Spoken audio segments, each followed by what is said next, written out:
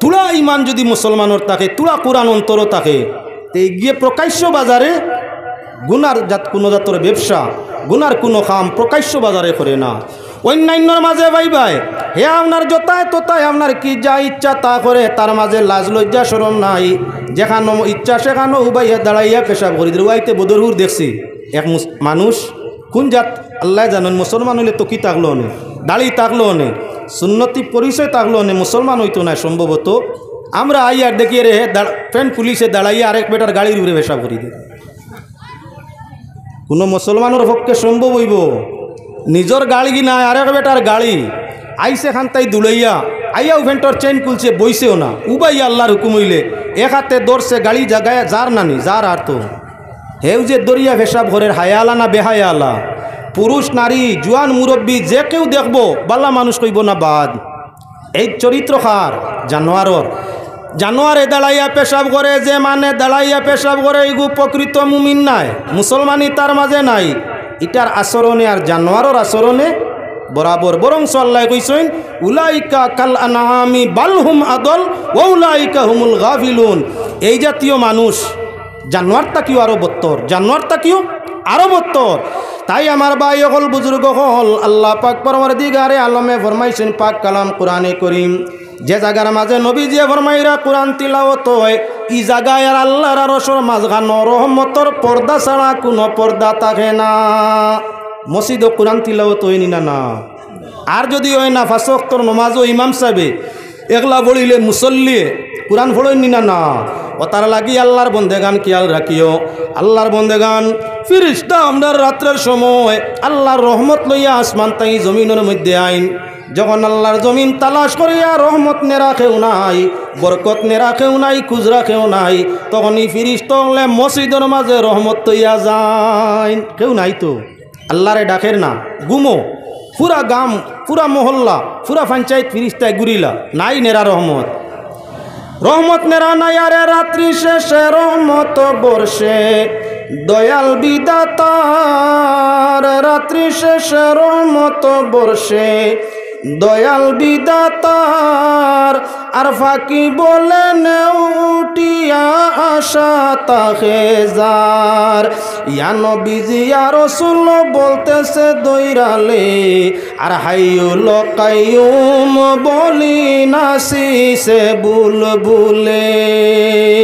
রাত যখন গভীর হয় আল্লাহর রহমত জমিনের দ্বার লয়, ফিরিস্তা হল নির্ধারিত ফিরিস্তা রহমত লইয়া গুরুইন। যখন রহমত গ্রহণকারী কেউ নাই, তখন ওই ফরিস্তা সকাল সকাল যাইতা গিয়া ডিউটির কাম শেষ, ফিরিস্তা হলে সেই রহমত বরকত খৈরিয়ত যা তাদের জিম্মায় ছিল আপনার এলাকার মসজিদের মধ্যে তৈয়া যাইন গিয়া।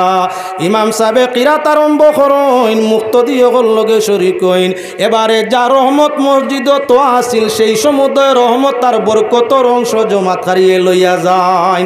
ও তার লাগি নমাজ যারা ফজরের মসজিদ জমাতে আদায় করিয়া থাকে, আল্লাহর যাতে তারার চেহারা ছবিরে দিন দিন খুশমা বানাই রাখে, শরীর হালকা পাতলা হয়, চেহারার মাঝে নূরের আলো সৃষ্টি হয়, দেখতে সময় আপনার কি বলে মন জোগায়। মানুষের বয়সের চাপ পড়ে না, ফজরের নমাজ বয়সের চাপ পড়ে না, আর তার গরর মাঝে অভাবর চাপও থাকে না। যে মানুষ ফজরের নমাজ আদায় করে অটোমেটিক মালাকুর রাজ্জাকর জিম্মা ফিরিস্তা হল দিয়া, ফরিস্তা রিজেকর জিম্মাদার ফরিস্তা হল দিয়া আল্লাহ রিজেকরে বর্ধিত করতে থাকে, বর্ধিত করতে থাকে। তাই আমার ভাই হল বুজুর্গ হল, যে মানুষ নমাজের মাধ্যমে কোরআন তিলাওয়াত করে আর নমাজ শেষে কোরআন শরীফের ওজিফা করে, কোরআন শরীফের ওজিফা করে, আল্লাহ পাক পরওয়ারদিগারে আলমে আল্লাহ এই বন্দার জন্য তার রহমতের 360 দরজা খুলিয়া দে। এক দরজা নাই, 360 দরজা রহমত বরকতর কুলা। যে নমাজ ফজরের পড়লো আর এর বাদে তিলাওয়াত ওজিফা করলো, কোরআন শরীফের নির্ধারিত রুটিনে তিলাওয়াত করলো, তার উপরে 360 দরজা রহমতর কুলিয়া ফিরিস্তা হলে বরকত দিতে থাকেন। এজন্য মুসলমান আল্লাহর বন্দেগান কোরআনে করিমইয়া তাক লগি আমাদের জন্য আপনার কি ইমান জিয়াদা করার ব্যবস্থা, কোরআনে করিম আমরা রুরে জিন্দা করার, রুরে তাজা করার ব্যবস্থা, কুরআনে করিম আমাদের জন্য ময়দানে মাশর ও নাজাতের ব্যবস্থা। এখন আমি আপনার সামনে এত সময় দেখাইছিলাম পড়ার নিয়ম নীতি, কুরআনের গুরুত্ব। এখন দেখাইমু আপনার সামনে আয়াত ও হাদিসের মাধ্যমে কুরআনে করিম তিলাওয়াত করলে প্রথমই তো অভাব যায় গিয়া। এই দুনিয়ার সবচাইতে কঠিন সমস্যা মানুষের বেরোজগারি। আপনি বড় বড় নেতার দরবারও যারায়, মন্ত্রীর দরবারও যারায়, বড় বড় গুণী ধনীর দরবারও যারায়, তোমার উপার্জন ব্যবস্থার লাগিয়া। আরে কোথায় যাওয়ার দরকার নাই, কোথায়ও যাওয়ার দরকার নাই। নমাজ পড়ো, বিশুদ্ধভাবে তিলাওয়াত করো আল্লাহর কালাম। সূরাতুল ওয়াকিয়ার তিলাওয়াত তুমি হামেশা কায়েম করিয়া দেখো। যারা নমাজ পড়ে আর সূরাতুল ওয়াকিয়ার ওয়াজিফা করে, আল্লাহ গায়ব থাকি তার রুজি রোজগারের ব্যবস্থা করিয়া দেখো। কুয়া সুবহানাল্লাহ। আমল করিয়া দেখো। আমি পরীক্ষা মাঝে মাঝে করি, যেদিন রুজি না কমি দেয়, কম বুধবাই, এদিন অনবরত তিলাওয়াত করি। খেয়ে যে খানটাই লইয়ায় আমার যে পরিমাণ জরুরত এদিন করে তাকে বেশ পাইলে। আমি নিজে পরীক্ষা করে নেওয়ালা আল্লাহর বন্দেগান। এখন লক্ষ্য রাখিও, কুরআনে করিম প্রথমই তো তিলাওয়াত ওয়াজিফায়। সূরাতুল ওয়াকিয়ার তিলাওয়াতে ওয়াজিফায় কি হইয়া থাকে বলে অভাব নিবারণ হইয়া রোজগারের দরজা আল্লাহ খুলিয়া দে। রুজি রোজগারের মধ্যে কয়েরও বরকত হয়ে যায়, অভাব অনটন সরি যায়। এবারে লক্ষ্য রাখো মুসলমান, মানুষ জীবনের মধ্যে আমাদের প্রয়োজন হইয়া থাকলো সন্তান। তুমি আল্লাহর কালাম তিলাওয়াত করো, আল্লাহর কাছে চাও যে মানুষ নিয়ে আওলাদি সূরাতুল কাহফের ওয়াজিফা বানাও। অনেক মানুষ আছে ডাক্তার কবিরাজের কাছে যায়, টাকা পয়সা দিতে হয়, সদকা খয়রাত দিয়া তাবিজ বোয়া লাগে।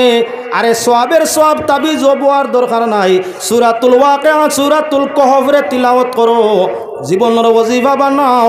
আল্লাহ যদি 120 বছর বয়স হযরতে জাকারিয়া আলাইহিস সালাম রে আওলাদ দিতে পারছে, আল্লাহ জানাইছে হুনালিকা দা জাকারিয়া রাব্বা ক্বালা রাব্বি হাবলি মিন লাদুনকা যুররিয়াতান তাইয়্যিবা ইন্নাকা সামিউদ দুআ। হযরতে জাকারিয়া আলাইহিস সালাতু ওয়াস সালামে মরিয়মর আপনার বেমৌসুমি ফল ফসল, মরিয়মর মাত কথা, মরিয়মর হালত কেরামত মুজিজা হল দেখিয়া হযরতে জাকারিয়ায় বাইতুল মুকদ্দাসের ঘর দোয়া করলা, আল্লাহ তুমি আমারে আওলাদ দিয়া খুশি করিয়া দেও।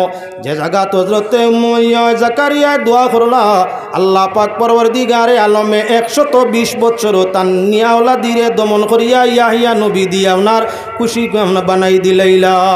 যদি আল্লাহর কালাম কোরআনে করিম আপনি তিলাওয়াত করো, হর হামেশা ওয়াজিফা বানাইয়া যাও, তাবিজ বোয়ার দরকার নাই, কবিরাজ ডাক্তারের কাছে যাওয়ার দরকার নাই।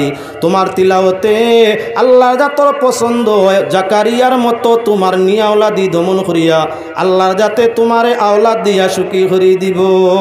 এবারে আল্লাহর বন্দেগান লক্ষ্য রাখো, জীবন শেষে মরণের টাইম বড় কঠিন হইয়া যে আল্লাহর কালাম তিলাওয়াত করলে মরণের সময় পুরো কঠিনতা আল্লাহ আসান করিয়া দে।